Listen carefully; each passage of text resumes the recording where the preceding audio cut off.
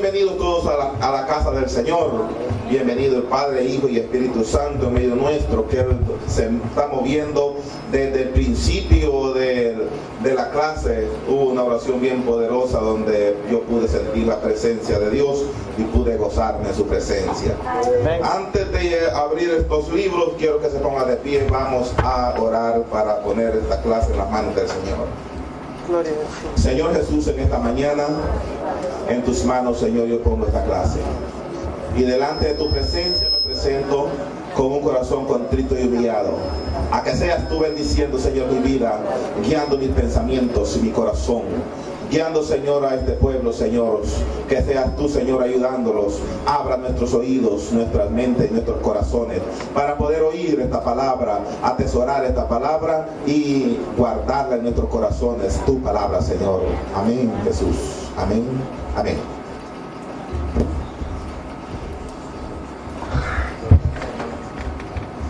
Voy a pedir a hermano Guillermo o hermano Javier si me le baja el máster a la consola, por favor. Gloria a Jesús. Quiero que vayan abriendo su Biblia en Génesis 46. Y la tengan ahí abiertita porque vamos a usar Biblia en esta mañana. Es una clase muy poderosa que vamos, como dijo el hermano Marlon, muy buena, muy importante, la cual le vamos a poner mucha atención porque aquí es bien céntrica esta clase. Ayuda mucho a la vida cristiana cuando entendemos bien estos puntos. Esta clase nos ayuda a nosotros a tener una visión mejor como cristianos en la vida cristiana. Esta clase está muy poderosa, muy interesante, donde necesito su atención. Y pues, si usted tiene alguna pregunta, una inquietud de algún punto que usted no entiende o quiere saberlo, puede levantar su mano para parar mi clase y dialogar su pregunta. Abran su libro en la lección 18, unidad 3. Y el que no tiene el libro, el maestro, puede abrir su Biblia en el capítulo 12 de Éxodo. Pero antes puede abrirlo en Génesis 46. Porque ahí tenemos una palabra bien interesante, la cual vamos a desarrollar. El título de la clase de esta mañana es La institución de la Pascua. Este título es muy importante, muy bonito. Antes de arrancar, quiero preguntarle al pueblo presente una pregunta: ¿a dónde se constituyó la Pascua? Excepto los maestros, pastor, que ya saben. Pero después al alumnado presente, la pregunta es para usted: ¿a dónde se constituyó la Pascua? ¿Jerusalén? ¿Algo otro? ¿Ahora? ¿En Jerusalén? ¿Algo otro? ¿A dónde se constituyó la Pascua? No, ¿verdad? Ok, pues para ahí vamos, para que usted sepa a dónde se constituyó la Pascua. Para eso vamos a ir un poquito a la historia, no una historia de hadas, sino la historia bíblica verdadera, que está escrita en la Biblia. Esta historia todo el mundo la conoce porque siempre se predica, se enseña, se habla de esta historia. Entonces vamos a hablar un poquito, no detalladamente, sino que lo voy a resumir para llegar ligero al punto. Comenzando con la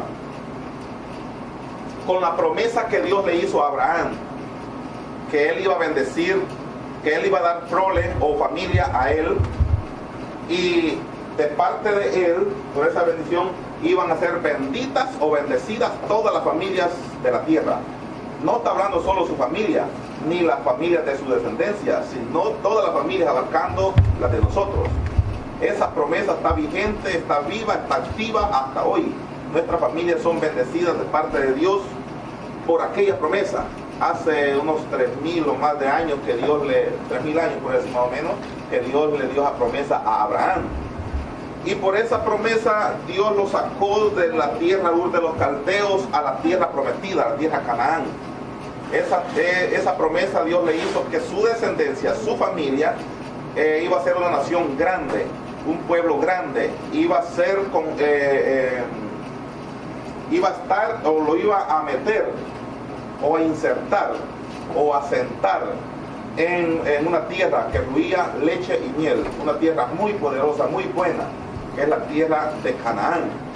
Y Dios los sacó de la tierra Ur de los Caldeos para la tierra de Canaán, donde allá Abraham recibió aquella promesa que le dijo que iba a darle familia. Allá nació aquel varón llamado Isaac, y de ahí nació aquel varón llamado de Isaac, Jacob y su familia, y allí se multiplicaron hasta llegar a 70 personas.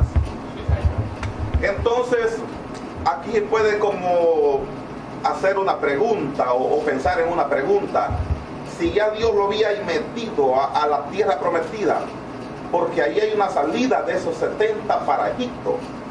Pero de eso, si estaban allí ya, ¿por qué Dios los movió otra vez ahí? Me explico.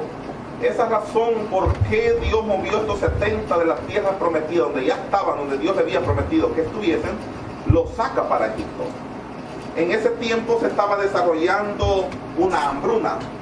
Se estaban desarrollando los 7 años de las vacas flacas, de aquel sueño que soñó Faraón, de las 7 vacas flacas, 7 vacas gordas. Ya habían pasado los 7 años de las vacas gordas y estaba en función los 7 años de las vacas flacas, 7 años de hambruna. Por esa razón Dios movió al pueblo de Israel o a los 70 para Egipto, porque esta gente no sabía la profecía, que solamente la sabía José, que estaba en Egipto. Él se había preparado ya para esa hambruna. Los 7 años de abundancia almacenó toda la comida para comer todos los 7 años de hambre. En la tierra de Canaán no sabían esa profecía, no sabían lo que iba a suceder. Se les terminó inmediatamente lo que habían colectado de alimentos durante un año atrás. Entonces ellos comenzaron a sufrir mucha hambre, mucha escasez de comida. Tenían con qué comprar, pero no tenían comida, porque no se podía sembrar, porque no había cosecha, no se cosechaba. Ahora, aunque Dios lo hubiera bendecido ahí en esa tierra, como hizo con Isaac, porque Isaac quería también salir de ahí esa tierra para Egipto, porque había una hambruna. Dios le dijo, no salga de ahí, yo te voy a bendecir aquí. Isaac sembró y lo multiplicó en bendición, en comida. Hubiera hecho lo mismo Dios. Pero Dios tiene propósitos, y el propósito de Dios era que estuvieran ahí, pero no era el tiempo, porque aquí se trabaja, el propósito de Dios se trabaja con el tiempo de Él, no con el tiempo del hombre. Entonces Dios sacó a estos 70 porque no tenían la capacidad, primero, de no ser nación, por no tener numerosa cantidad de gente. Segundo, por no tener la capacidad para pelear contra los que estaban dentro de la tierra de Canaán, porque esa tierra de Canaán no estaba sola, tenía habitantes, muchos habitantes y muy fuertes. Ahí habían gigantes todavía. Se recuerdan cuando Josué mandó a los 12 espías a espiar la tierra prometida para entrar ya a todo el pueblo a la tierra de Canaán, a poseerla. Dijeron de que ellos eran como langostas en medio de ellos. Eran gente muy grande, había muchos gigantes, tuvieron miedo. Pero estamos hablando de 470 años después de esa hambruna, que le estoy hablando ahorita, que los 70 salieron. Y 470 años antes o en ese tiempo había más gente poderosa y tenían que pelear con toda esa gente, estos 70, y no eran capacitados por la numeración de gente que había, no eran capacitados. Entonces, esta gente salió a Egipto, pero me gusta algo. Ahora sí vamos a Génesis 46, 3 y 4. Miren qué lindo Dios, que Dios no dejó solo a esta gente. Dios les dijo que iba a ir con ellos e iba a estar con ellos allá adentro en Egipto.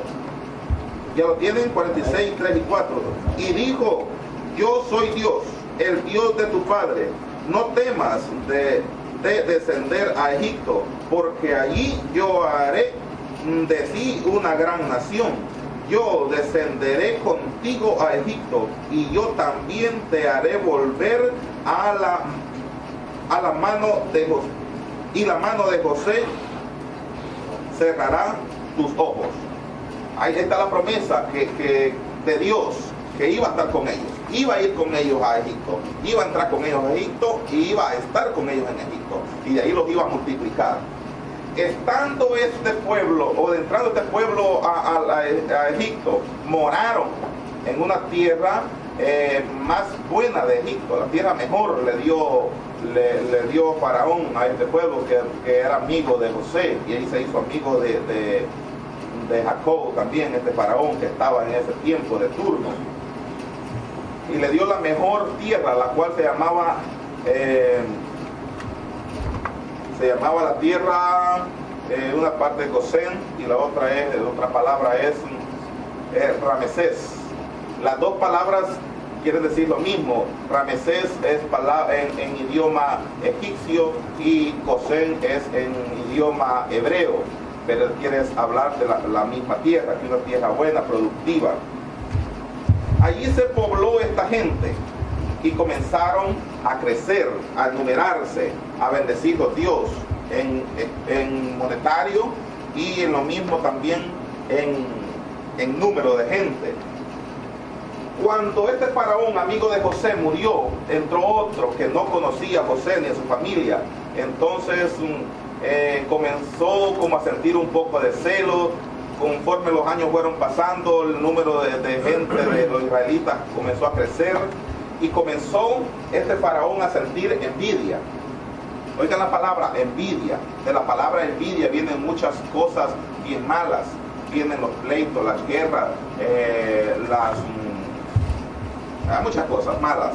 Entonces comenzó a sentir envidia, porque el pueblo iba creciendo, y tuvo miedo que podían pelear contra ellos y les podían ganar la batalla y podían poseer esa tierra.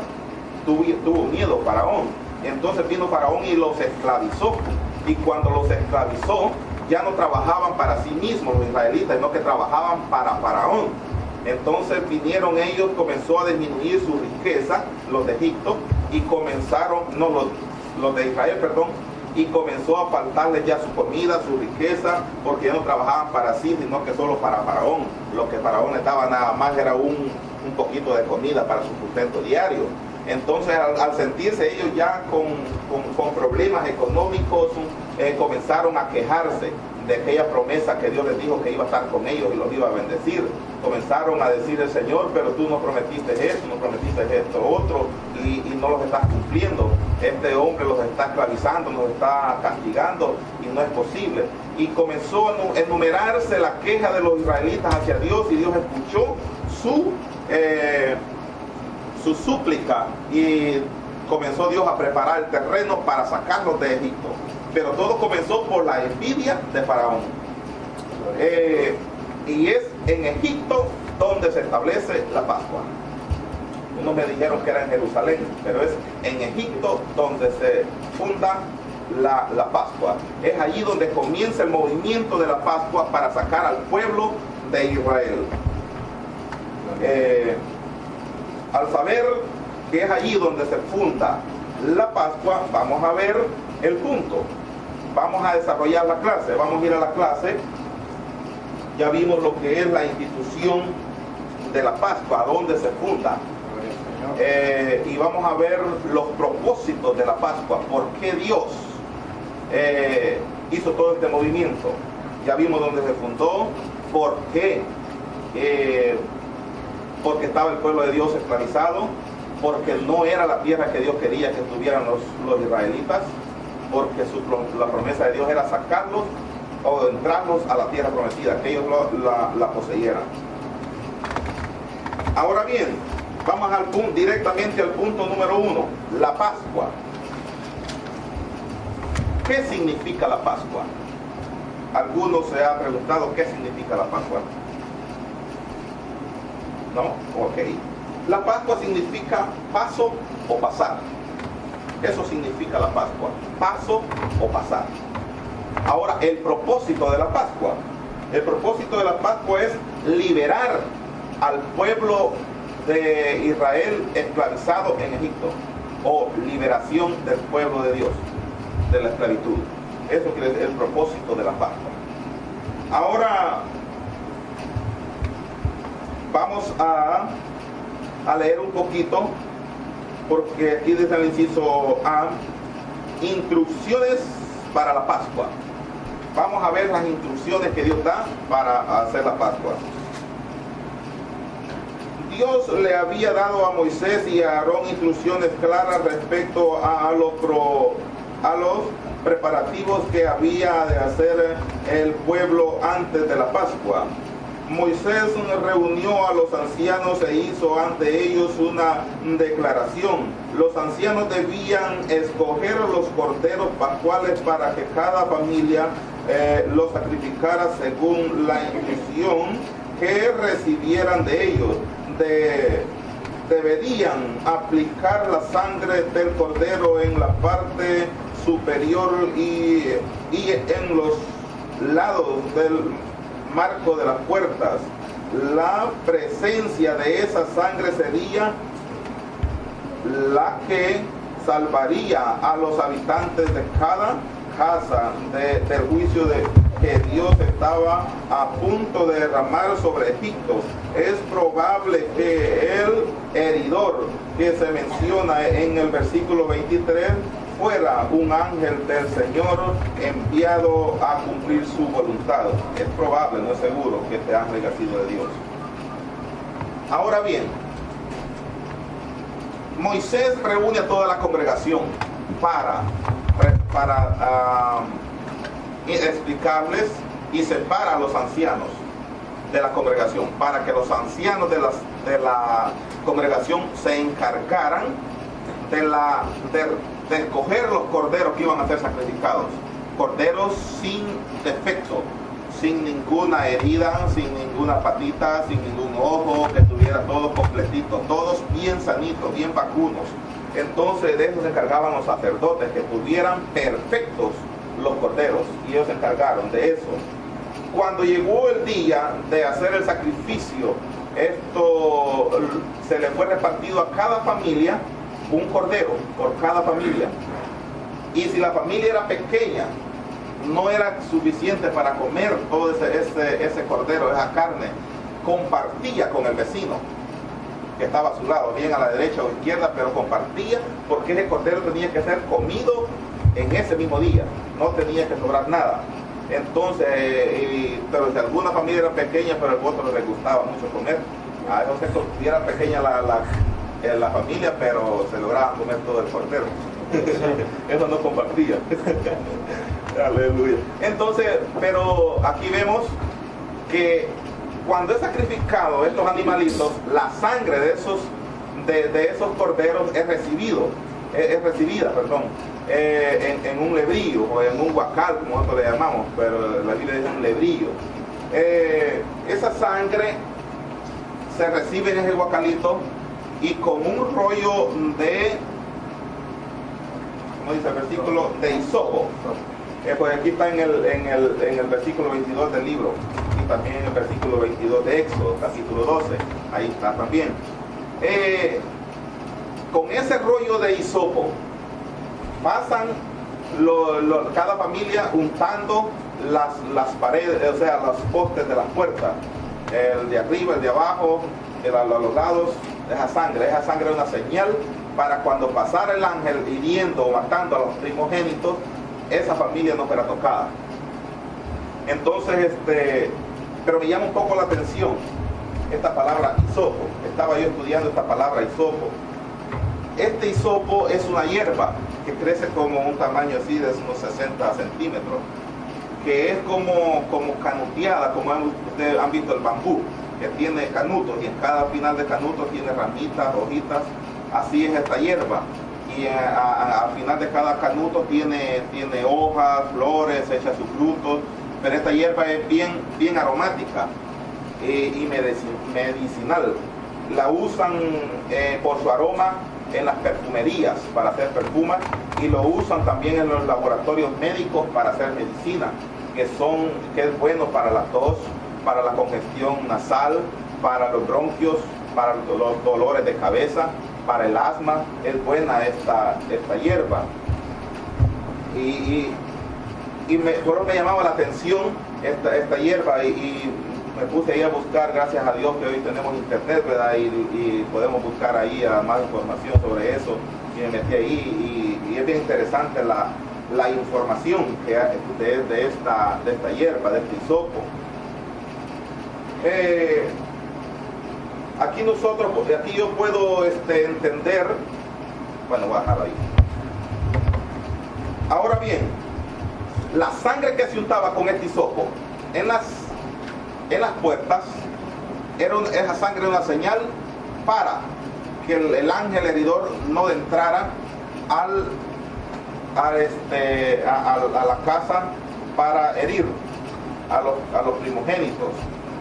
Yo quiero que vayan ahí mismo también al versículo 23, oigan lo que dice de Éxodo, porque es muy interesante, porque no podemos decir que porque no se aclara que es un ángel de Dios. Puede ser un ángel también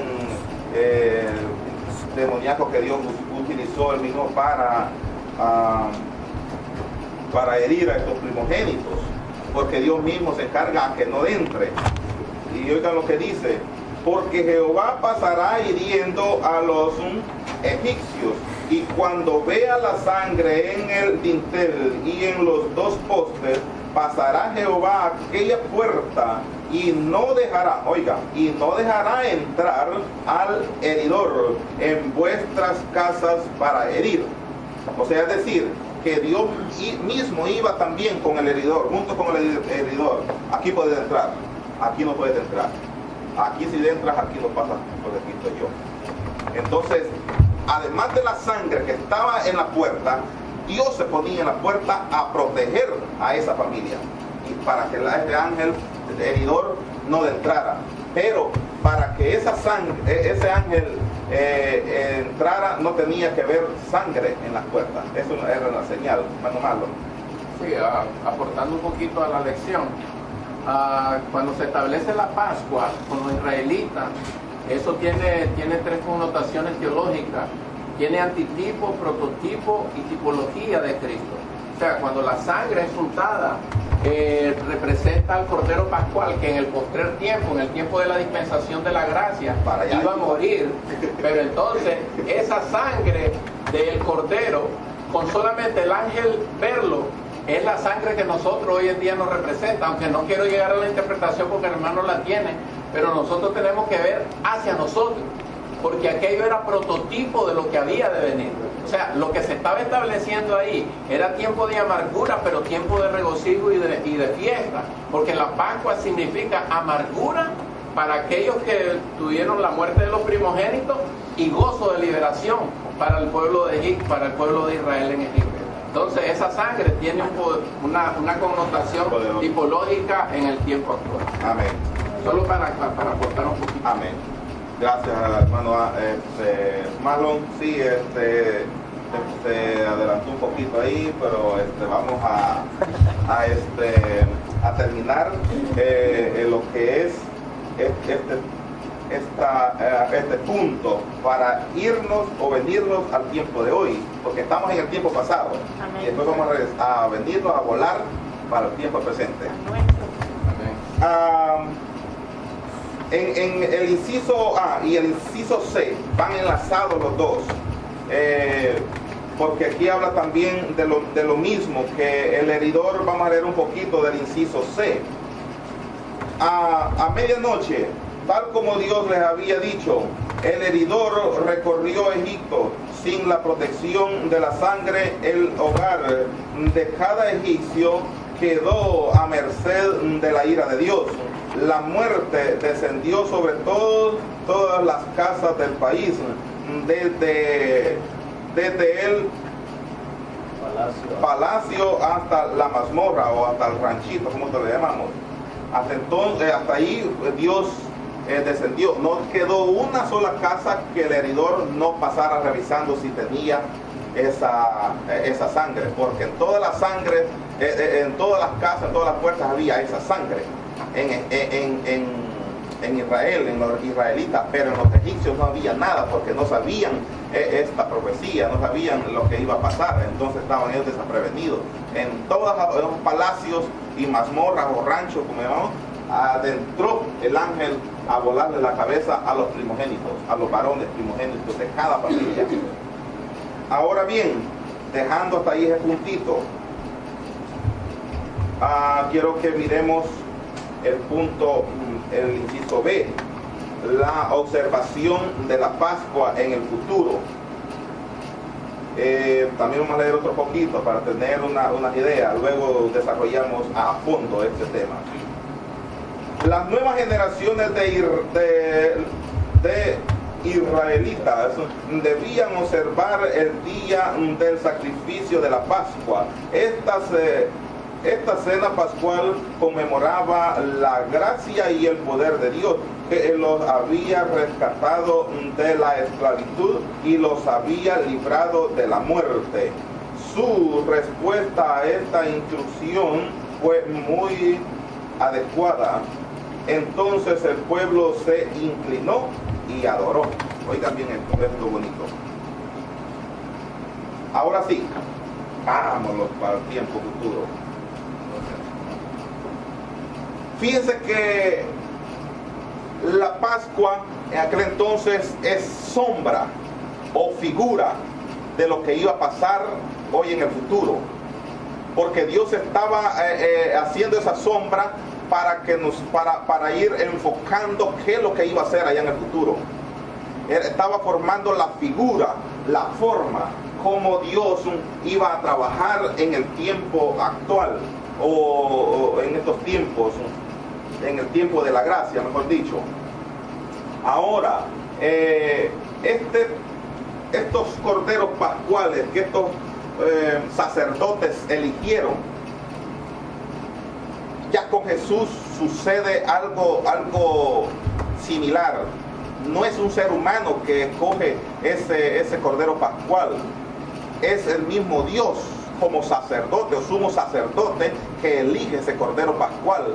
Y ese cordero pascual no es un animalito, es el mismo Hijo de Dios, Jesús, el que elige para que viniera a morir como cordero pascual para nosotros, para morir en la cruz del Calvario por los pecados de nosotros, para hacerlos libres a nosotros. ¿De qué? De la esclavitud del pecado en que el diablo lo tenía allá. Porque Egipto viene siendo figura del mundo. Faraón viene siendo figura de Satanás. Los israelitas, como estaban esclavos, vienen siendo figura de nosotros, como estábamos allá en el mundo, esclavizados.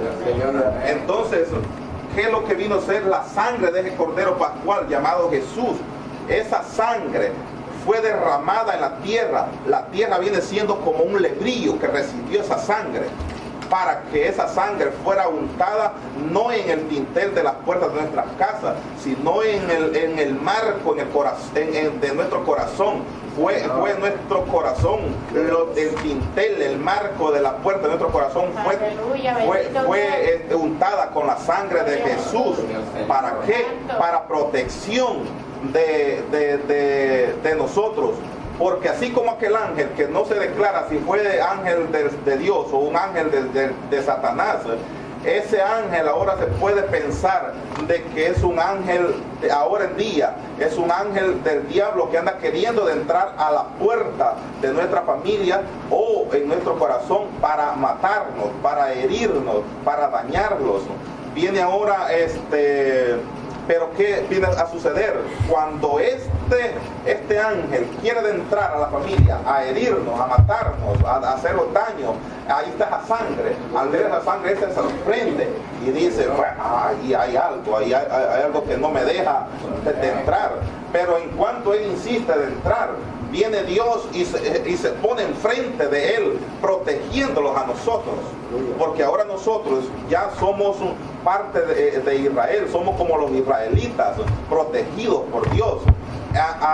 Antes estábamos esclavos, porque el diablo se sintió o se siente se siente, ¿cómo fue la palabra primera que dije? Se me escapó. Cuando Faraón sintió aquello por los edificios que estaban.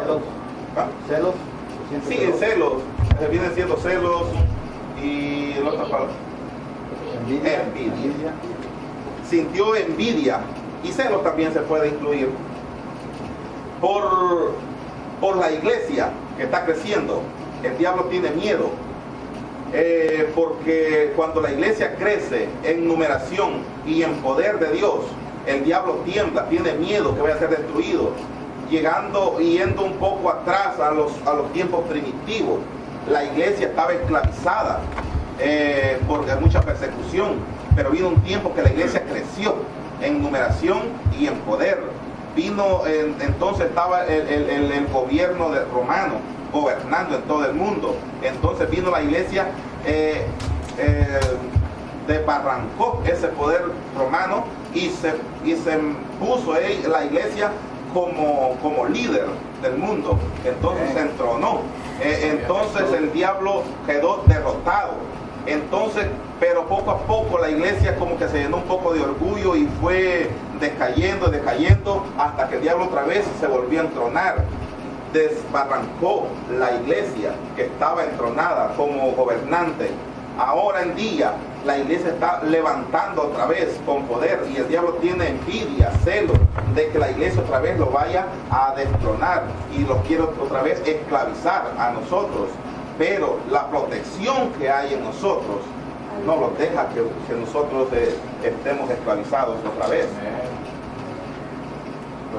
Ese hisopo representa el poder que tiene Jesús, porque Jesús, así como aquel hisopo es medicinal, así también Jesús es nuestra medicina. Si aquel hisopo, si aquel hisopo quitaba los dolores de cabeza, las congestiones, las asmas, Jesucristo no solo quita las congestiones, las tos, el asma, sino que quita las fiebres, quita los cánceres, quita la sida, quita la azúcar de la sangre, toda clase de enfermedad. Jesucristo es nuestra medicina, hermano. Sí, hay dos connotaciones bien lindas ahí, hermano.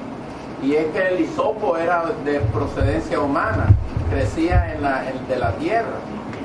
Pero la sangre era divina. En pocas palabras, el cuerpo de Jesús fue tomado de una mujer, pero la sangre de la redención, del pago de la redención, esa no es una sangre natural de cordero o de hombre, esa venía del cielo.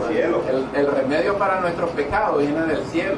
Entonces son dos connotaciones bien profundas. Una es que el cuerpo del Señor Jesucristo era materia, pero la procedencia de él era divina. Se combina lo divino. Se combina lo divino y lo humano, lo terrenal. Ahí en el hisopo, el hisopo se usaba para usar la sangre, pero la procedencia del Señor venía del cielo. Lo humano y lo espiritual, lo divino. Correcto. Y además de eso, hay esa sangre, en aquel entonces fue untada por humanos, ¿verdad? Fue en los tinteles. Correcto. Ahora mismo nosotros podemos ver que esa sangre es untada por Jesús mismo en nosotros, pero también la unta también un ser humano, porque nosotros somos también sacerdotes de Dios. Nosotros tenemos el poder para untar esa sangre. ¿De qué forma? Con la palabra del Señor, predicando la palabra. Nosotros estamos llevando ese poder, esa palabra al mundo perdido. Estamos untando esa sangre para que ya vaya siendo protegido ese amigo, esa amiga, con esa sangre de Jesucristo. En cuanto nosotros predicamos esta palabra de Dios, nosotros estamos untando la sangre de Cristo en la puerta de ese corazón, para ya que vaya siendo protegido y ellos van teniendo un discernimiento de la palabra del Señor o quién es Dios. En el inciso B nos habla de instruir a los hijos. Los israelitas tenían que instruir, enseñarles qué era la Pascua. Las generaciones tenían que saber qué era la Pascua, a dónde se había instituido, por qué se había instituido, cuál era el objetivo. Tenían que saber todas las generaciones que salieran de Israel. Tenían que saber todo ese proceso. Ahora, nosotros como iglesia tenemos la obligación, el deber de nosotros instruir a nuestros hijos, como estaba diciendo el hermano Marlon de hoy antes de entregarme, que nosotros como padres estamos responsables a enseñar a nuestros hijos no solo qué es la Pascua, sino quién es Dios, cómo es Dios. Debemos nosotros de enseñarle a nuestros hijos, traerlos a los cultos, a las escuelas dominicales, a enseñarles en las casas textos bíblicos, a orar, y así a modo de que los niños lo vayan empapando, para cuando ya estos niños sean grandes, como dijo mi maestro Marlon, que ya ellos puedan también ser maestros, pastores, evangelistas, ministros de Jehová, para que no solo nosotros vamos a empaparlos de la palabra de Dios y nuestros hijos, ¿no? Me gusta este punto porque los niños son bien inteligentes. Hablo por mi hija Keren, ella es una niña bien inteligente, le gustan mucho las cosas de Dios. Siempre me gusta enseñarles coritos, a orar, a cómo respetar a Dios. Muchas veces lo ponemos los dos a orar de rodillas, y le pongo a enseñarle el Padre Nuestro, cómo hablar con Dios, y cuando no lo hago ella me dice: papi, hoy no vamos a orar. O sea que ya está sembrada esa semilla en ella, esa enseñanza en ella. Ya ella ya me pregunta, ella tiene sed de hacer otra vez aquello que yo le enseñé, o de seguir aprendiendo. Y esa es la responsabilidad de cada uno de nosotros, enseñarles a nuestros hijos. Amén. Vamos directamente al punto número 2. El Éxodo. Vamos a leer un poco. El Éxodo o la salida. Cuando los errores de la muerte se apoderaron de todo Egipto aquella noche, el faraón llamó apresuradamente a Moisés. Al leer los versículos 31 y 32 nos viene a la mente el 11:8. Moisés había predicho esa prisa con que los líderes de Egipto exigirían que Israel saliera de su territorio. La palabra de despedida del faraón son poderosas, puesto que le pidió a Moisés que lo bendijera en Egipto.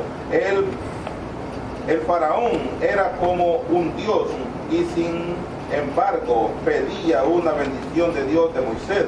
Todo el país estaba sintiendo el dolor de la muerte. Era obvio que Dios había hablado seriamente. Los egipcios expresaron sin rodeos sus sentimientos y apresuraban al pueblo, dándose prisa a echarlos de la tierra.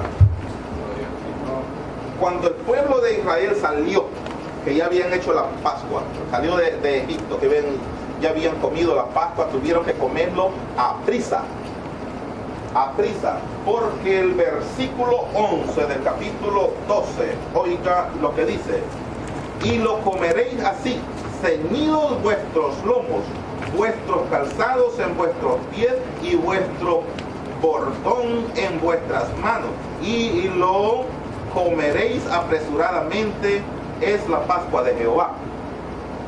Estos israelitas no comieron con lentitud, no estuvieron ahí porque tenían tiempo, todo el tiempo del mundo. No, estos comieron apresuradamente, tragando, solo medio masticando y tragando, hasta que se comieron todo el cordero pascual. Pero ya ellos con su mochila también en el lomo para salir huyendo. Porque era la razón, me explico ahí en el punto.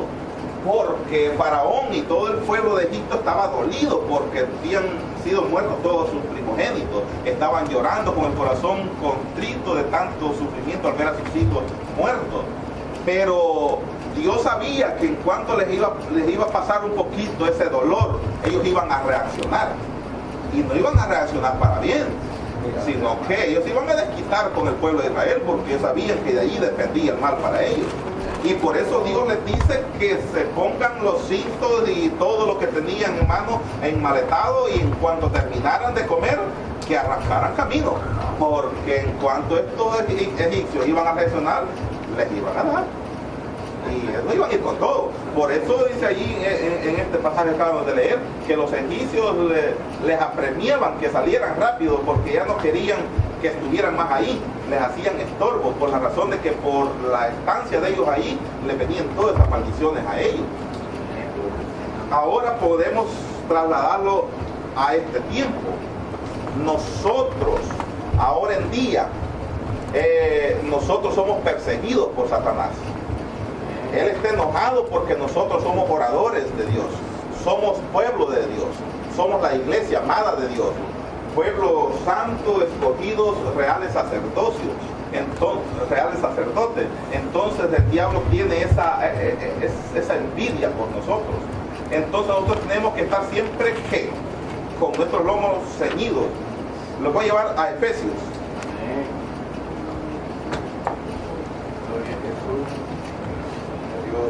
A Efesios 6:14. Oiga lo que dice Pablo allá a los Efesios, cómo debe estar un cristiano, cómo tenemos que estar nosotros preparados.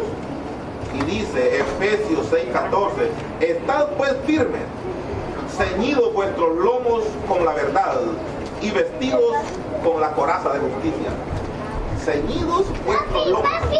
O sea que estamos hablando que los israelitas eran un prototipo o una figura de cómo iba a ser la iglesia, cómo iba a ser nosotros como cristianos hoy, que teníamos que estar siempre preparados, comiendo ¿qué?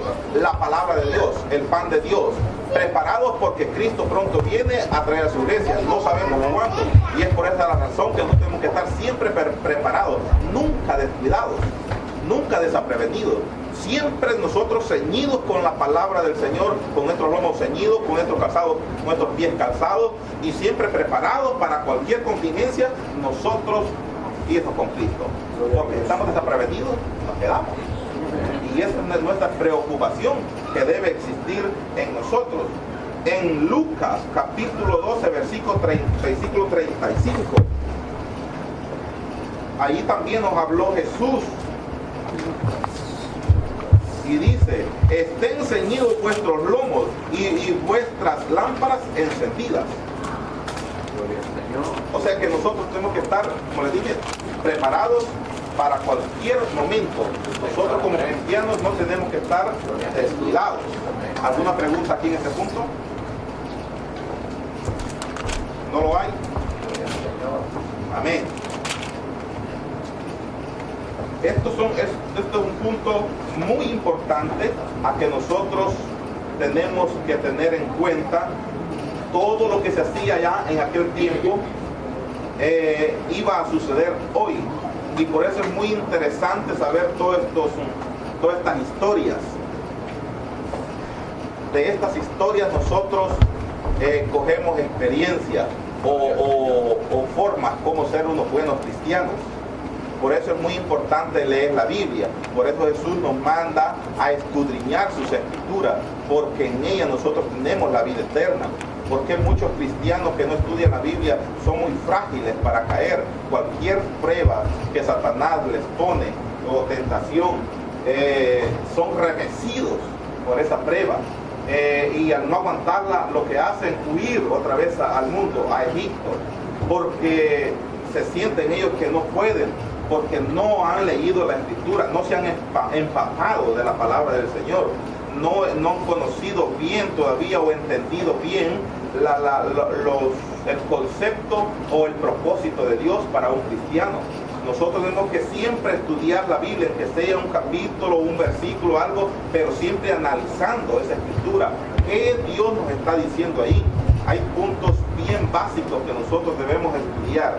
Todo cristiano estamos casi obligados a leer las escrituras.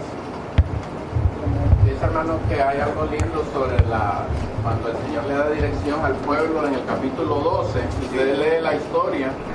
Él le dice dos cosas bien importantes al pueblo. Y dice: para vosotros hoy, este mes, se da el primer mes del año, o sea que, y una de las celebraciones que se hace el pueblo judío cuando venga el tiempo de la Pascua, ellos se paran, hermano, paralizan, porque es tiempo de celebración. Y nosotros los cristianos, yo me acuerdo un 15 de febrero, yo le entregué mi vida al Señor. Y cuando nosotros cumplimos el año secular, cuando yo nací, lo celebramos y me dan regalos. Pero para nosotros los cristianos, el día que yo nací y el Señor me liberó del pecado, tiene que simbolizar algo grande. Y muchas veces nos descuidamos y no celebramos el día de nuestro nacimiento espiritual. ¿Cuántos de aquí lo celebramos? El día de nuestro nacimiento espiritual. Miren, hermano, y nosotros, y allí en el capítulo 12, versos 1 y 2 dice, y todos los meses, este será el primer mes de cada año, 10 días después, ustedes celebraréis y se gozaréis y haréis fiesta y comerán panes sin levadura y el cordero pascual. Eso es una celebración para nosotros, pero nosotros esos principios bíblicos que se fundamentaron en Éxodo se nos ha olvidado. Se nos ha olvidado y no nos acordamos. El 15 de febrero, un día después del Día de los Enamorados, el Señor me visitó en un apartamento de la 59. Allí yo nací de nuevo y fui sellado con la sangre del Cordero Pascual. Y mi celebración yo la hago yo solo. Yo no hago una fiesta, pero qué bueno sería, vamos a hacer un bacanal, una fiesta, porque yo me acuerdo el día, ¿usted se acuerda el día que usted le entregó su vida al Señor? Ese día la sangre de Cristo lo marcó, hermano. ¿Y por qué hacemos fiesta cuando nacimos físicamente y no fiesta cuando nacemos espiritualmente? Ahí se las dejo de tarea. Amén, tiene buena lógica, porque nosotros celebramos los del día que nacimos en Físicamente. Sí, a mí me llama la atención el versículo número 8 del 12, que ahí le dice de que comerán el cordero, la carne asada, ¿verdad? Entonces los panes sin levadura. Entonces, pero le dice que con hierbas amargas. Entonces, eso es representado por el sufrimiento que el pueblo había pasado, ¿verdad? Entonces, para hoy en día, en la actualidad, digo yo, ¿qué representa eso para nosotros? El evangelio no es fácil. Simbolismo grande. Pues se trata de puro simbolismo en esto, mucho. Sí, en ese caso, cuando estos israelitas comían estas carnes con hierbas amargas, esto significa sufrimiento del pecado. Entonces nosotros ahora en día, ¿cómo sufrimos cuando comemos esta palabra? Pues esta palabra nos redarguye, nos exhorta, nos reprende, y cuando somos reprendidos por un pecado que nosotros estamos cometiendo como cristianos, nosotros por esta palabra estamos siendo reprendidos por Dios. A nosotros nos es difícil aceptar la verdad. Estamos leyendo esta palabra, estamos comiendo esta palabra, pero ahora mismo estamos siendo reprendidos y estamos, pero aquí me está dando duro a mí. Entonces se nos está haciendo amargo tragar esta palabra, ¿verdad? Pero tenemos que comerla, porque si no la comemos, el pecado que hay dentro no va a salir. Si nosotros no hacemos nuestra la culpa, ese pecado no va a salir. Esta palabra nos reprende, pero no obedecemos. Porque aquí se desarrolla una palabra obediencia. El pueblo de Israel fue obediente. Entonces, ¿qué tenemos que ser nosotros como cristianos? Obedientes a las reprensiones. Si Dios nos está reprendiendo, sea porque leemos una lectura, o sea porque la lea otro, o sea porque está predicando el predicador, hay que aceptarla, aunque nos duela. Porque Dios sabe por qué nos está dando esa palabra. Porque Dios conoce nuestros corazones. Él es el que discierne nuestros pensamientos. Él entiende nuestra vida, nuestro proceder como cristianos. Y Él sabe que estamos en pecado.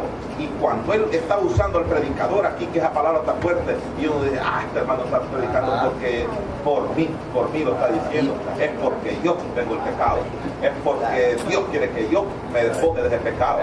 Amén. Gloria a Dios.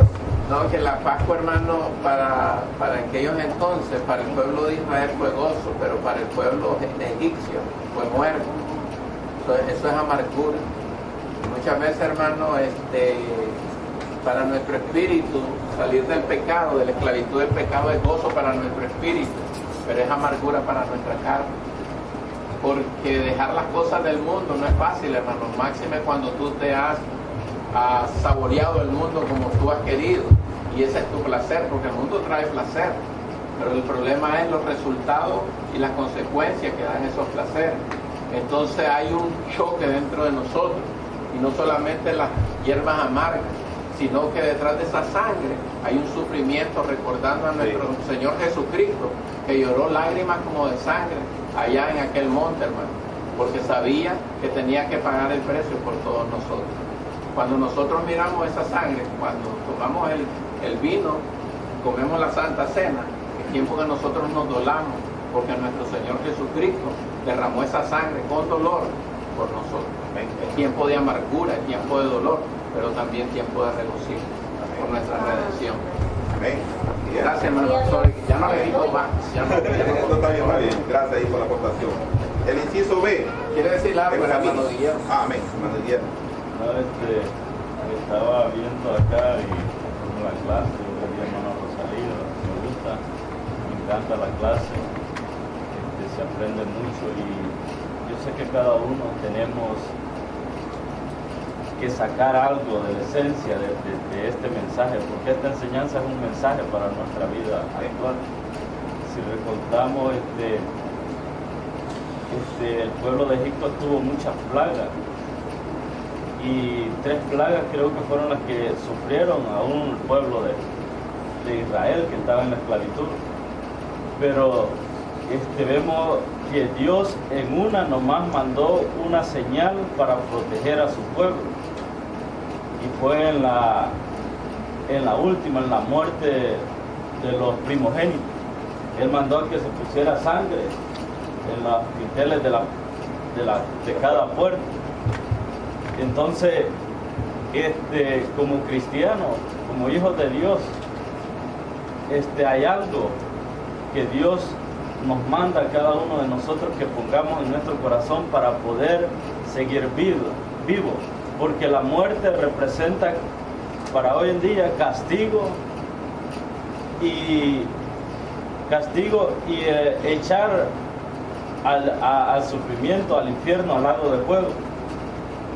¿Qué pasa? Que cuando tenemos a nuestro Señor Jesucristo en nuestro corazón, en nuestra vida, nosotros le aceptamos, así como el pueblo de Israel obedeció la orden de poner la sangre en los dinteles.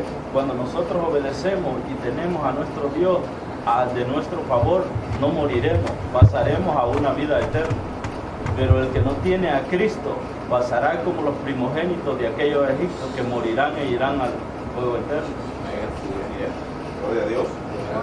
Esa es una gran realidad, y algo así se trata este inciso B, el camino. Vamos a leer un poquito y oigan lo que dice. Pronto se acercarían a la orilla del Mar Rojo, donde el Señor los libraría del ejército egipcio. Aquí es donde también se nos hace ver la inmensidad de la nación israelita. 600,000 hombres con sus mujeres y sus niños. La gran multitud que los acompañó estaba formada mayormente por egipcios que habían llegado a sentir temor del Señor.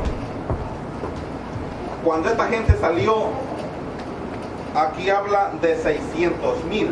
Cuando habla de 600,000 es número de hombre. Número 6 es el número del hombre.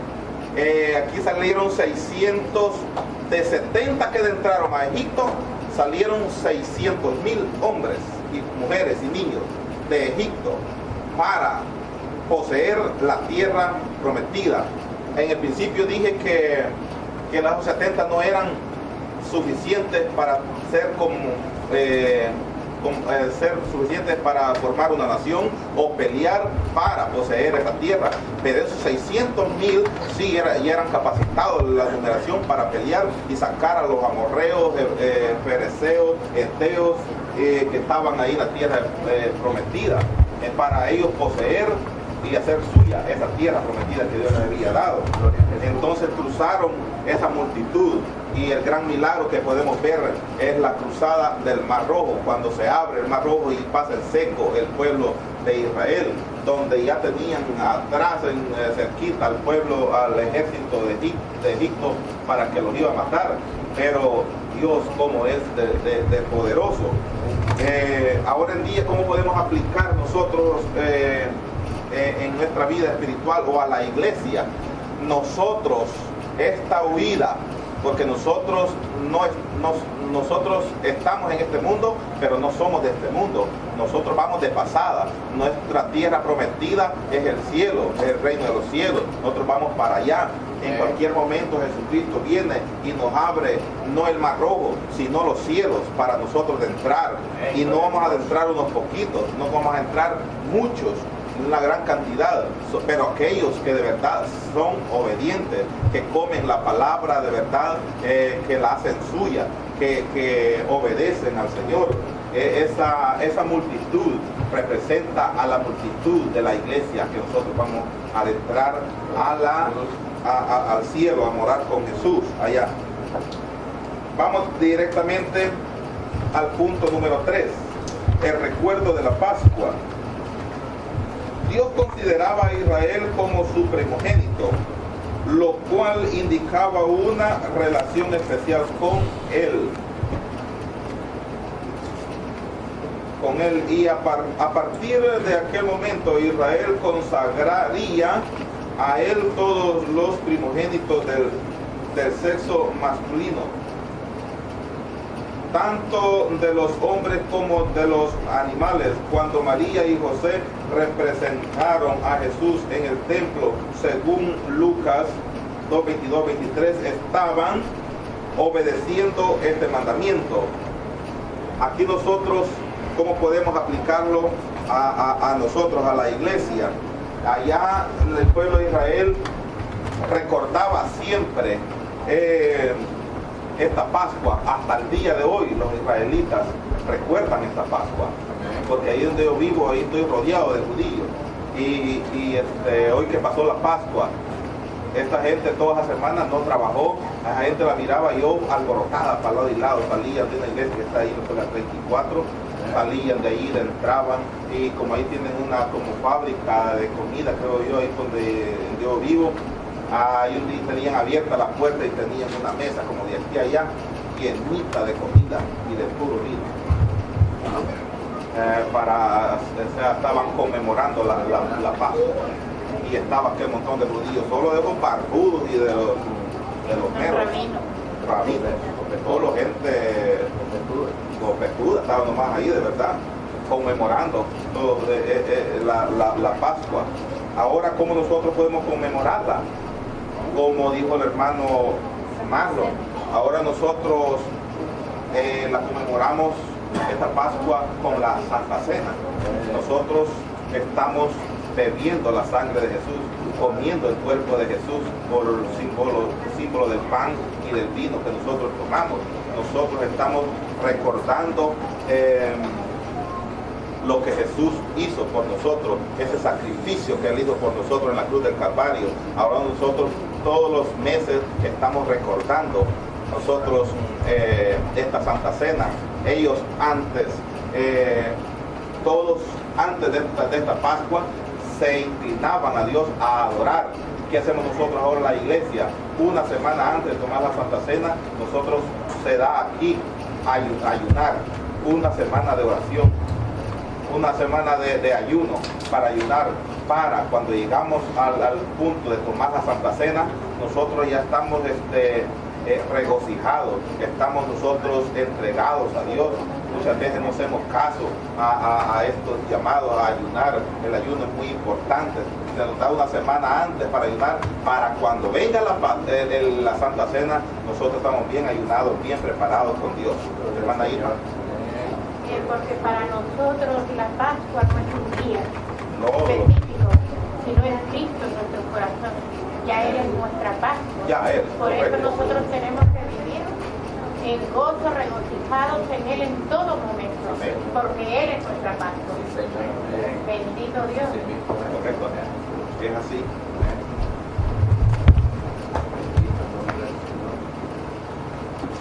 Amén. Este es el punto número 2 que estaba.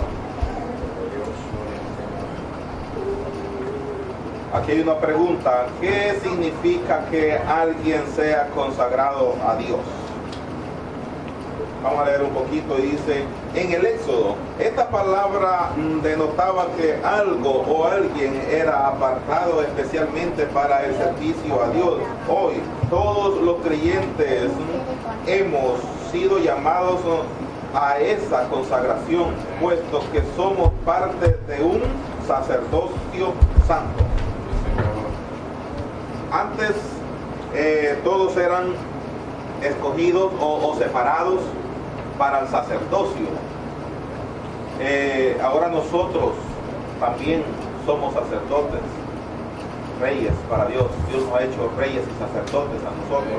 Ahora nosotros estamos separados para Dios y nosotros mismos, ya con nuestra decisión, tenemos que separarlos para Dios, porque Dios respeta nuestro libre albedrío. Él nos ha separado como sacerdotes. Ahora nosotros, con nuestro libre albedrío, tenemos que decidir separarnos, apartarnos para Dios, separarnos del pecado, de cualquier cosa mala que nosotros sintamos que no está bien. Dejémoslo, hagámoslo a un lado y busquemos siempre el camino del Señor, siempre separados para Dios. Y cuando habla aquí el punto que significa que alguien sea consagrado a Dios, aquí también implica a nuestros hijos. Cuando nosotros, un niño nace en nuestra familia, nosotros siempre tenemos esto de presentarlos a Dios. A mis dos hijas siempre las he presentado ante Dios, poniéndoles a Dios. Desde antes de que ellas nacieran, yo ya oraba por ellas, y cuando nacieron yo las presenté a Dios, pero en público lo hice aquí cuando ellas tenían 7 meses de nacida, porque me gusta el número 7, porque es el número de perfección. Entonces yo quiero que mis hijas sean separadas para Dios, sean perfectas para Dios, que mis hijas desde tiernitas ellas vayan teniendo esa perfección, ese agrado para Dios. Y me gusta siempre enseñarles que sean obedientes a Dios, que vayan buscando de Dios, para cuando estas niñas sean grandes ya tomen la decisión de seguir el mismo camino y no apartarse, para que la gracia de Dios sea abundante en sus corazones, en sus vidas, para que ellas no se aparten de Dios, porque esa es la enseñanza que hemos de dar a nuestros hijos, que cuando estos niños ya sean grandes no se aparten de Él, porque así dijo de Dios, traed a los niños a mí, incluirlos en mi camino, para cuando sean grandes no se aparten de mí, dijo el Señor. Esto es muy importante. Creo que el tiempo se está yendo, ya está, creo que lo vamos a dejar ahí. Ya hemos visto un poquito sobre el punto número 3. Estas clases son muy extensas, muy grandes, y para desarrollarlas toditas no es suficiente 1 hora, porque hay mucho diálogo, mucha pregunta, y para desarrollarlo todo en su perfección es bien imposible en 1 hora. Pero si resumimos la clase para dar lo más esencial, y esperando que en esta mañana la esencia que se ha hablado de esta clase usted la haya absorbido, la haya hecho suya, haya aprendido de esta clase, que usted se lo lleve en su corazón, la practique, vaya entendiendo el sentido de qué es ser cristiano, quién es Dios, cómo es Dios, qué es lo que viene a hacer aquí en esta casa, cuáles son las simbologías de la Biblia para nosotros, en qué se implica.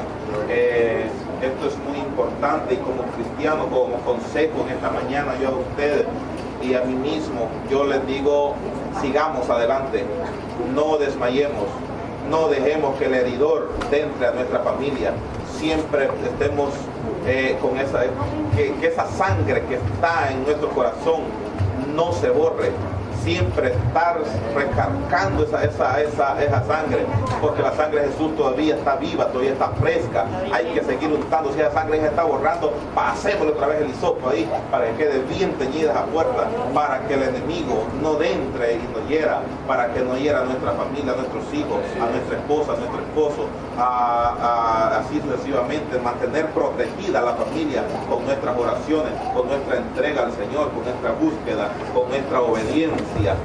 Y cuando algo sucede es porque Dios dio el permiso. Y cuando Dios da el permiso, no hay nada que discutir. Aguantémonos, porque en su momento Dios nos restaurará, porque Él nos pone cargas a quien nos puede llevar. Pero sí nos va probando a ver en qué nivel estamos, si estamos así de bajitos o así, o más altos, y Dios nos está probando cómo está nuestra cristiandad, nuestra espiritualidad con Dios. Amén. ¿Alguna pregunta? ¿Todavía quedan 3 minutos? No. ¿Hay alguna pregunta? No, ¿verdad? Ok. ¿Al no haber más preguntas? Yo le quería hacer una pregunta. Ah, mentira, hermano. Porque posiblemente No. parezca tonto, pero no es. Que explique qué es rito. Rito.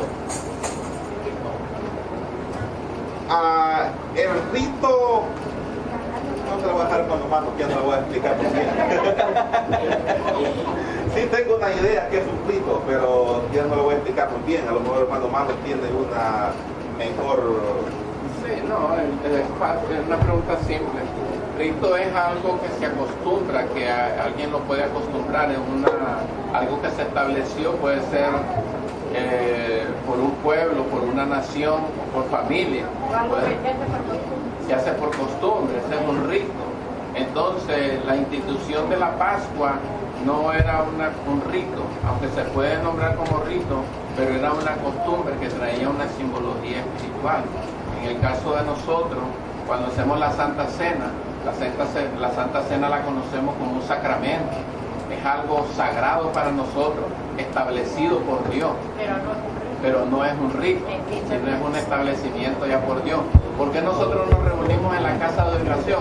No por costumbre ni por rito, sino por convicción, porque creemos que aquí está la presencia de Dios, que aquí está el Señor con nosotros, pero, y esto es lo que a nosotros nos hace la diferencia. Pero Dios dijo allá que este rito iba a ser enseñado a todo el pueblo de Israel, ¿no? Sí, porque trae una connotación de repetición, de costumbre. Es como las malas compañías, dice la palabra, corrompen las malas conversaciones corrompen las buenas costumbres. Las buenas costumbres vienen a ser como un rito, pero atribuyendo la palabra en sí rito con lo establecido con la Pascua, son dos cosas bien diferentes, porque esto es convicción. Nosotros nos reunimos por convicción. No sí, por nosotros muchas veces combinamos esa palabra rito, porque siempre es más acostumbrada a la palabra rito en la gente que usan la santería. Entonces, pero la palabra rito original proviene de Dios. Y el diablo es un imitador y ha imitado todo esto. Amén. Hermano Marlon queda con nosotros. Hasta aquí ha sido mi enseñanza en esta mañana. Dios les bendiga. Amén. Sí, hermano, que hay potencial acá, hermano. Está apagado allá, no está apagado. Ah, está apagado, ok. Hay potencial, una clase profunda, hermano, la que dio la semana pasada mi hermano Elías.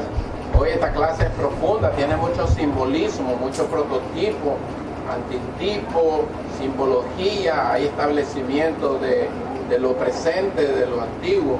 Y lo más importante, hermano, que nosotros pongamos los pies sobre la tierra y sepamos que estamos en el camino correcto. Estamos en el camino correcto. El día que nuestros ojos se apaguen, hermano, esa sangre de Jesucristo está aquí. Y aunque el depredador venga, la muerte venga, ella no me puede tocar. Amén. Sino porque ya la sangre del Cordero me separó y la muerte no me puede tocar. ¿Cuántos tienen esa sangre en su corazón? Amén. Amén. Yo estoy seguro que si hoy suena la trompeta o el Señor me llama a su presencia, me voy con Él. Amén. Estamos listos para... Esa es mi Pascua. Todos los días, como dijo mi hermana Irma, celebramos nuestra Pascua con el Señor. Vamos a estar en pie. Dios bendiga a mi hermano Rosalío, de verdad. bien documentado, amén, bien profunda la palabra, y estamos aquí para compartir con él y aprender. Pero hagan preguntas, bombardéenlo. Él va tranquilo porque no le preguntaron. Tírenle ahí preguntas, hasta que salga ahí como, diga, ya no. Ok, hermano, ¿cuántos aprendieron algo de la palabra del Señor? Amén. ¿Qué significa la Pascua? Celebración, redención, sufrimiento. Nosotros celebramos la Pascua en Cristo Jesús. En esta mañana hubo una asistencia de 44 hermanos. Subimos la asistencia. La semana pasada estábamos en 40. ¿En cuánto tuvimos la semana pasada? 35. Y subimos 10 hermanos. Dios los bendiga, hermanos. ¿Cuántos van a venir el próximo domingo? ¿Cuántos van a venir? ¿Cuántos van a traer a los niños? Amén. Gracias a mi hermana Julia que trajo a los niños de ella, o los trajo alguien, ¿no, hermana Julia? Sí, amén, mi hermana Julia. Necesitamos ver a los niños acá. Entonces tenemos 10 jóvenes, un juvenil, solo un juvenil, hermano. 4 superiores, 2 principiantes y 28 maduritos, de los adultos, de los macizones, de los copetudos. Amén, estamos aquí haciendo un total de 44 hermanos para la honra y la gloria del Señor. Dios los bendiga, hermano, y $49 de ofrenda. Dios los bendiga. Vamos a darle gracias a Dios por esta clase tan preciosa. Oren siempre por los maestros, hermano, por mi hermano Rosalío, por mi hermano Elías, por mi hermano Ángel, pastor, mi persona, mi hermano Mauricio que da clase allá atrás, mi hermana Lucy, mi hermana Flor, todos los hermanos que están envueltos en la enseñanza, porque esto es vida eterna. Amén, hermano. Señor, te damos gracias en esta mañana y te agradecemos, te glorificamos porque tú nos has bendecido. Mira este precioso grupo que se hizo presente en esta mañana, Señor, a tu casa de oración, para aprender, Señor, el establecimiento de la Pascua.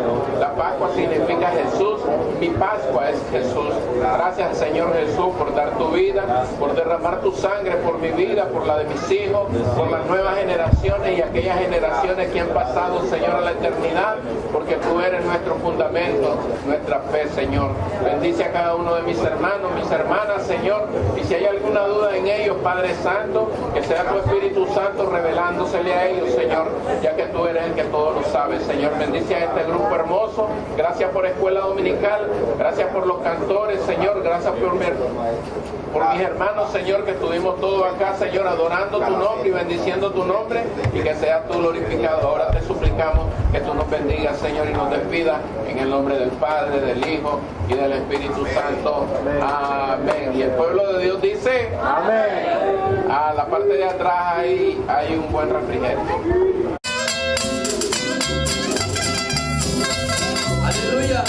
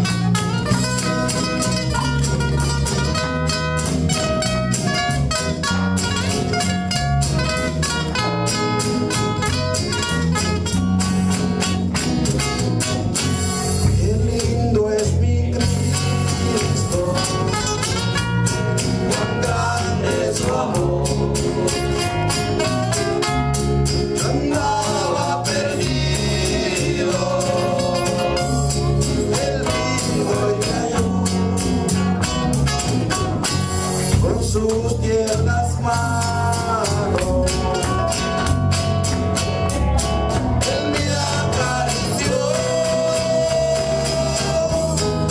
amor en su brazo, ahí me halló. Qué dulce caricia ante el Salvador. Que llena mi alma de amor, su voz me asegura, conmigo Él está para siempre, por la eternidad.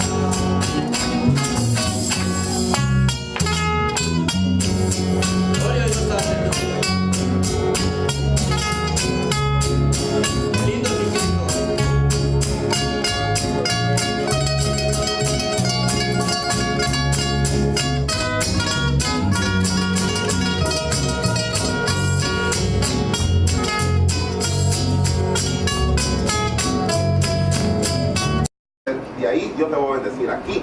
Isaac sembró y lo multiplicó en bendición, en comida. Hubiera hecho lo mismo Dios. Pero Dios tiene propósitos. Y el propósito de Dios era que estuvieran ahí, pero no era el tiempo. Porque aquí se trabaja, el propósito de Dios se trabaja con el tiempo de Él, no con el tiempo del hombre. Entonces Dios sacó a estos 70 porque no tenían la capacidad, primero, de no ser nación, por no tener numerosa cantidad de gente. Segundo, por no tener la capacidad para pelear contra los que estaban dentro de la tierra de Canaán, porque esa tierra de Canaán no estaba sola, tenía habitantes, muchos habitantes y muy fuertes. Ahí habían gigantes todavía. ¿Se recuerdan cuando Josué mandó a los 12 espías a espiar la tierra prometida para entrar ya a todo el pueblo a la tierra de Canaán, a poseerla? Dijeron de que ellos eran como langostas en medio de ellos. Eran gente muy grande, había muchos gigantes, tuvieron miedo. Pero estamos hablando de 470 años después de esa hambruna que le estoy hablando ahorita, que los 70 salieron.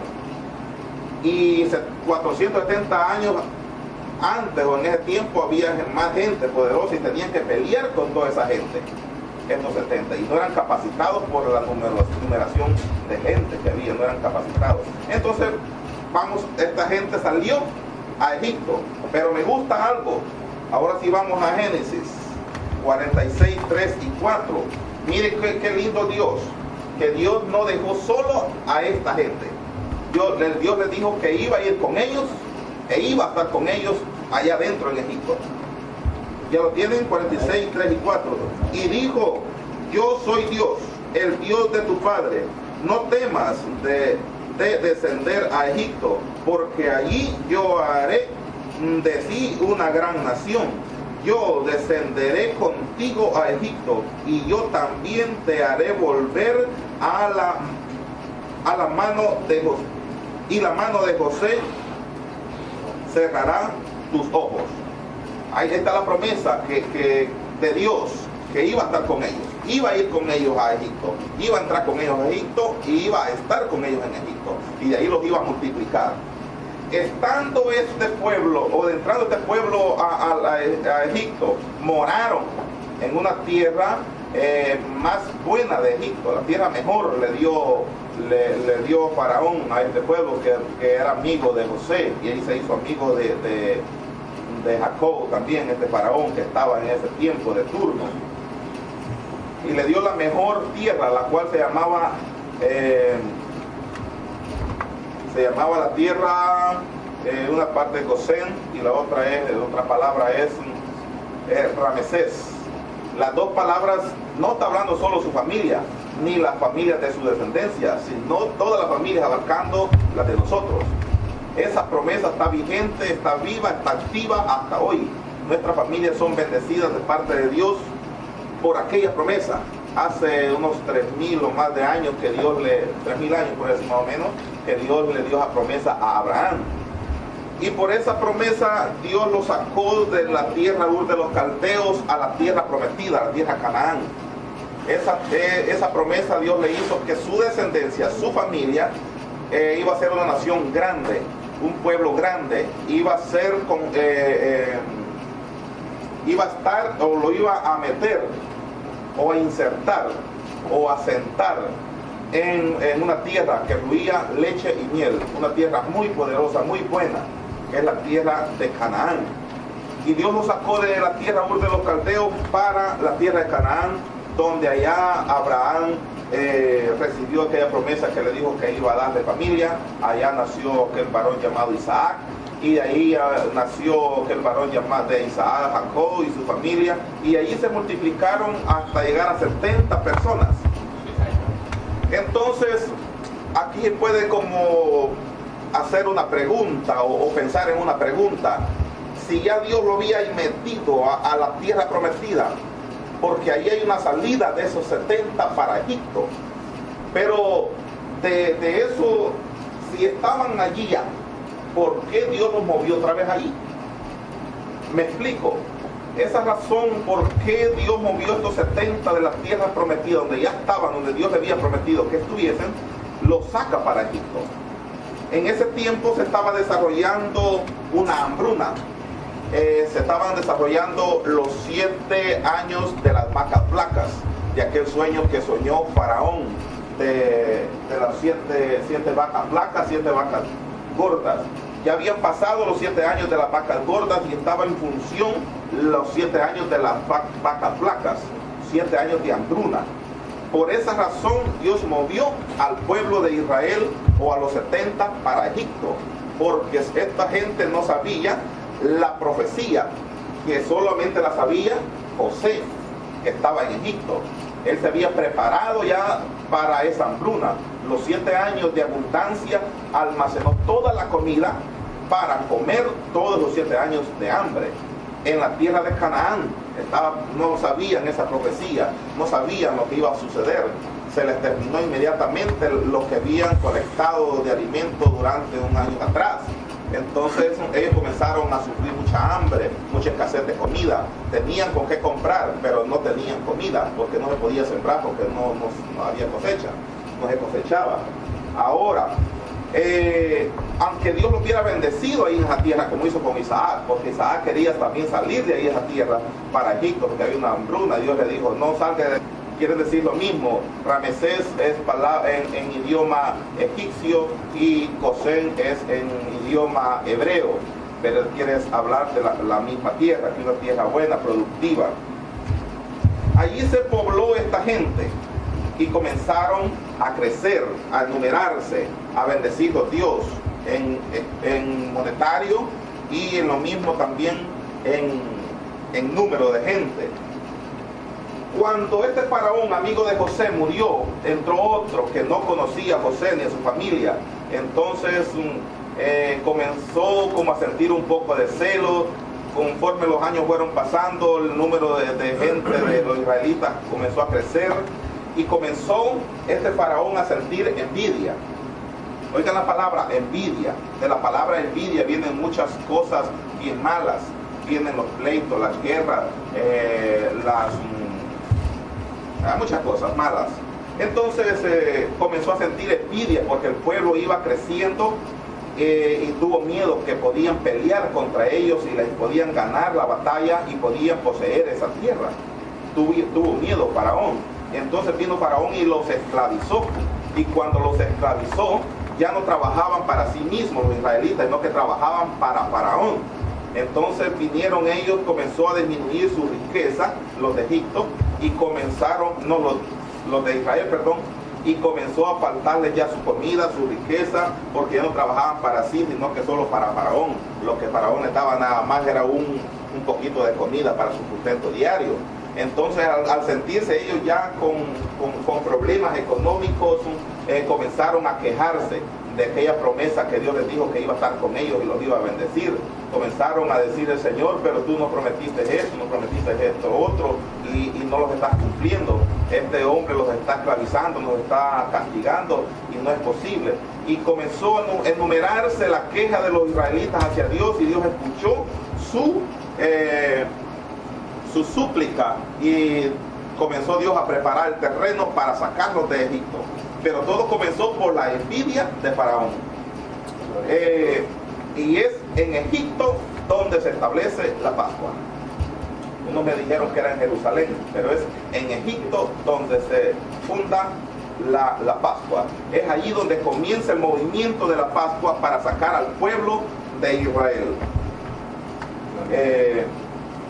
Al saber que es allí donde se funda la Pascua, vamos a ver el punto. Vamos a desarrollar la clase, vamos a ir a la clase. Ya vimos lo que es la institución de la Pascua, dónde se funda. Y vamos a ver los propósitos de la Pascua, por qué Dios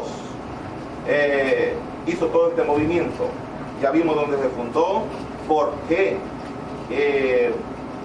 Porque estaba el pueblo de Dios esclavizado, porque no era la tierra que Dios quería que estuviera. Señor, quiero estar en tu presencia. Quiero estar en su presencia y poderte contemplar. Necesito estar contigo. Necesito adorar. Quiero estar en su presencia y poderte contemplar. Necesito estar contigo. Necesito adorar.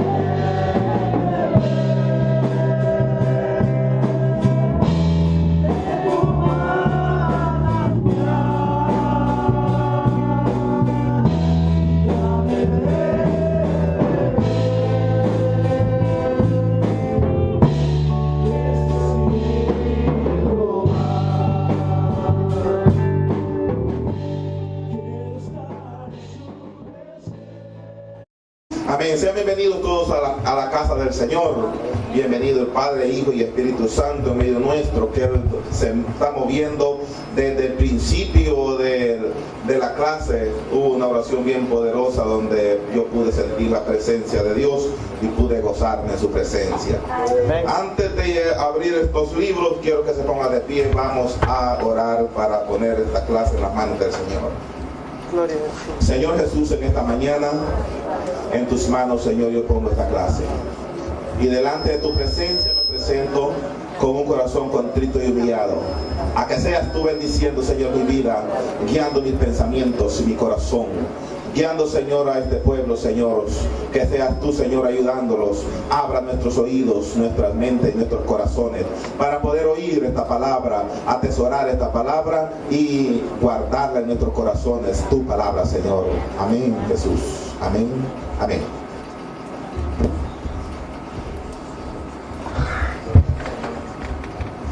Voy a pedir a hermano Guillermo o hermano Javier si me le baja el máster a la consola, por favor. Gloria a Jesús. Quiero que vayan abriendo su Biblia en Génesis 46. Y la tengan ahí abiertita porque vamos a usar Biblia en esta mañana.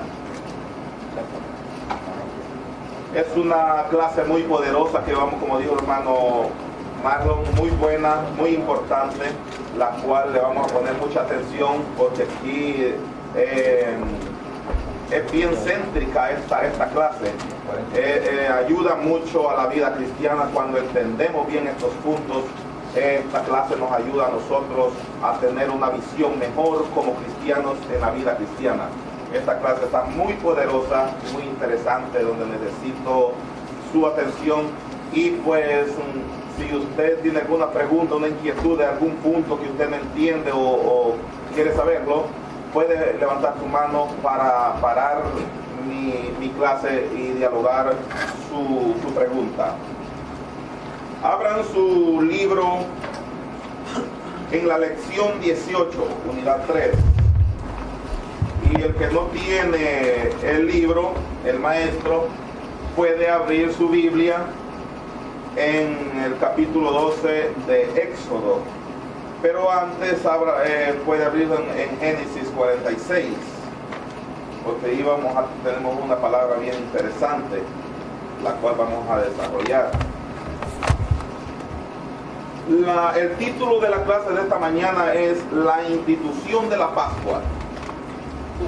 Este título es muy importante, muy bonito.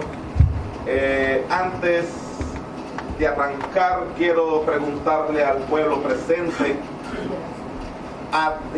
una pregunta: ¿a dónde se constituyó la Pascua? Excepto los maestros, pastor, que ya saben. Pero después al alumnado presente, la pregunta es para usted: ¿a dónde se constituyó la Pascua? ¿Jerusalén? ¿Algo otro? ¿Ahora? ¿En Jerusalén? ¿Algo otro? ¿A dónde se constituyó la Pascua?